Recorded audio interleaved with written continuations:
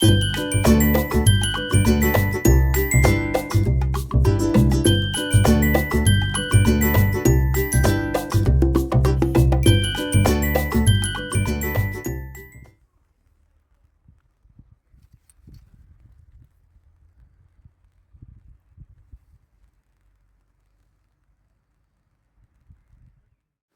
morning, guys. Welcome back to the channel. On a lovely wet day. It's proper English summer's day. We've actually come to Northamptonshire today. We're visiting a beautiful Tudor manor house called Canons Ashby. We believe it's got some beautiful terrace gardens too. We'd just like to say a massive thank you to all our new subscribers. We really do appreciate it. So yeah, we're going to take you along for a visit here today. So come on in and enjoy it with us. Canons Ashby is a Tudor manor house which stands in an estate of approximately 2,500 acres. It was inherited by Sir Henry Drydon in 1837 when he was only 19 years of age. We entered the house through the cobbled courtyard. This took us straight into the great hall. The walls here are adorned with weapons, armour and military emblems, all of which were collected by Sir Henry, who was a keen military historian. From the great hall, the route we took takes us into the panelled dining room. This room is quite dark, but it did not feel oppressive. In fact, it almost heightened the intimate feel of the space. The double aspect windows throw light onto the family portraits, and somehow this seems to bring them to life.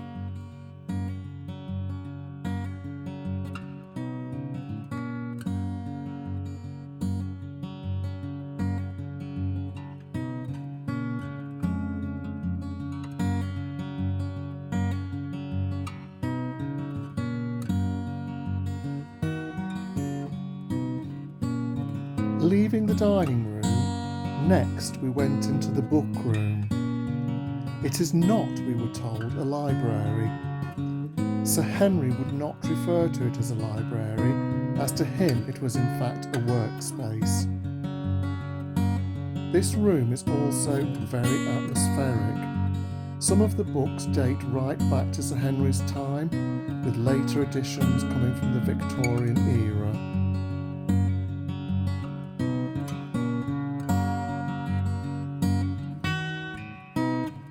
In the book room you can see an incredibly old manuscript behind one of the doors. This actually predates the house itself. As well as that, you will also see a very old globe.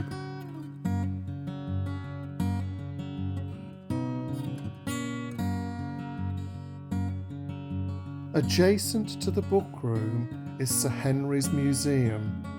This room is beautifully hand-painted with faux Corinthian columns, beautiful dark panelling and wonderful views out into the garden.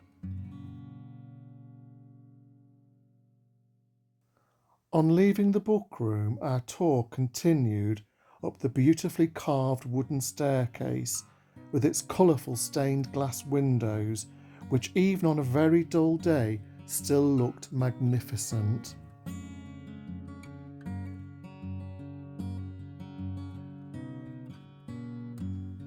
At the top of the stairs we enter the drawing room with its very impressive large stone fireplace and huge plaster vaulted ceiling. This room was most likely improved after Sir Henry cleared the estate's debts, and we were told that the original Tudor beamed ceiling is still concealed by this more glamorous later addition.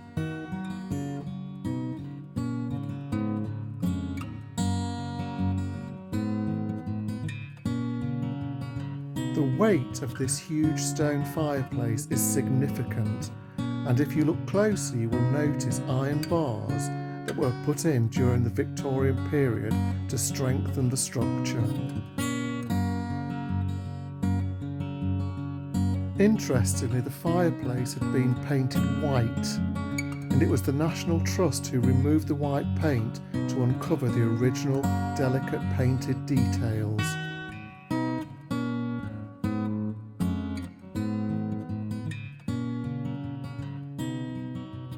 The next room we enter is Spencer's bedroom, where during the 1980s the National Trust found some previously hidden Elizabethan wall paintings.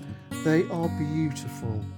The lion, however, looks slightly awkward, as in those days they would not have seen one, so they didn't actually know what one looked like. This is their interpretation.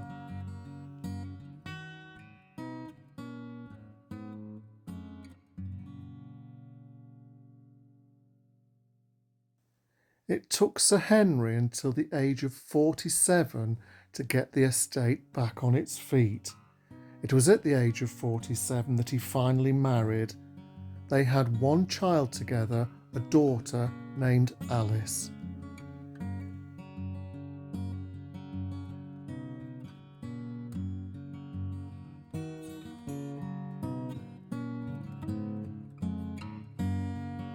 I think our favourite room on this tour is this tapestry bedroom.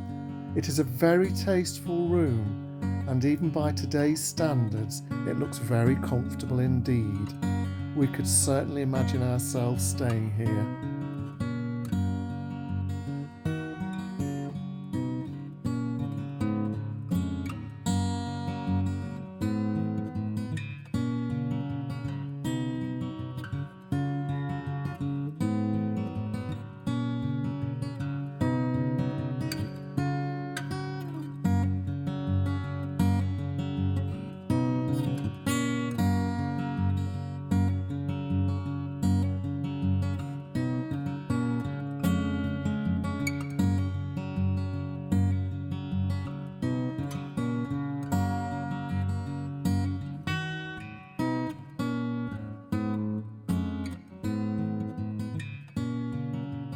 As we left the tapestry bedroom, our tour continued to the left into the long gallery. This is a very dark space, and we were told even on a sunny day it doesn't really get much lighter. There are two further rooms to be seen off the long gallery. First, the small nursery, which has beautiful views over the garden. Next to this, we enter Alice's bedroom. We're told she was a keen photographer in the early days of photography.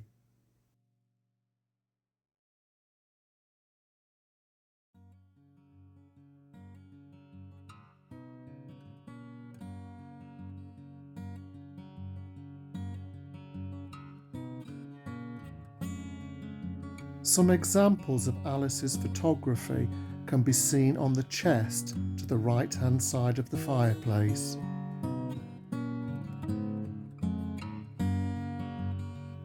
At the end of the long gallery, we take a very low, winding wooden staircase down to the servants' quarters.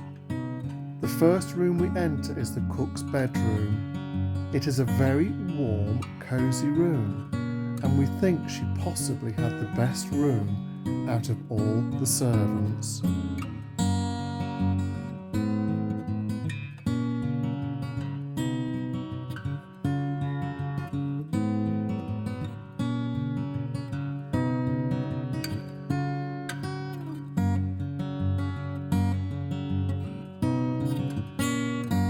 From the cook's bedroom, we continue downstairs into the old servants' hall.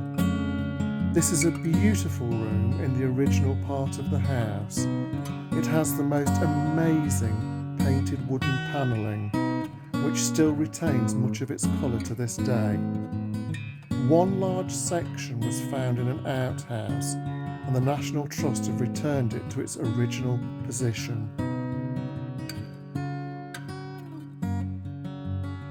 Our tour of Canons Ashby concludes in the original kitchens. They are also in the oldest part of the house. They are double height and would have been a very busy and active part of the house. The call bells are also in this section, so we can only imagine what a hive of activity it would have been. From the kitchens we exit the house into the inner courtyard. From there we carry on our visit, enjoying the gardens and grounds.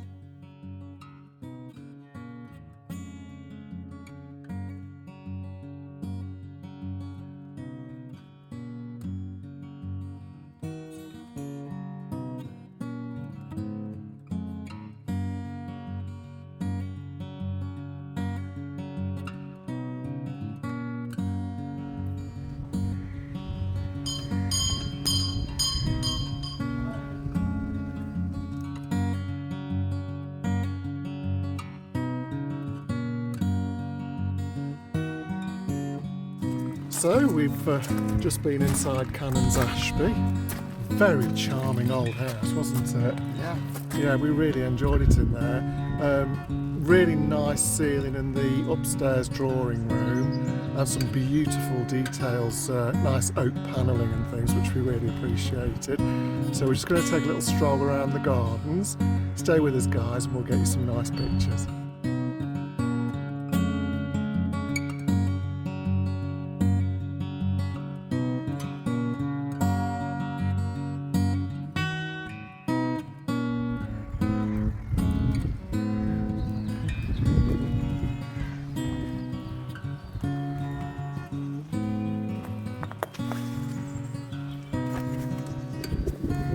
This is very, very pretty.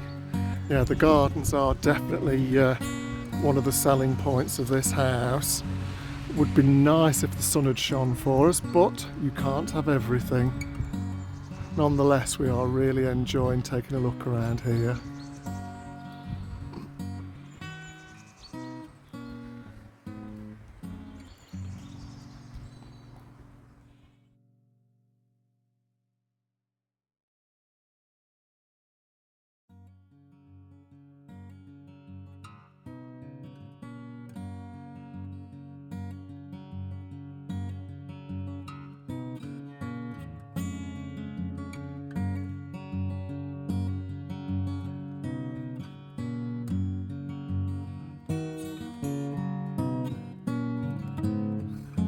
So guys, that concludes our tour of Canons Ashby in Northamptonshire. We really enjoyed that.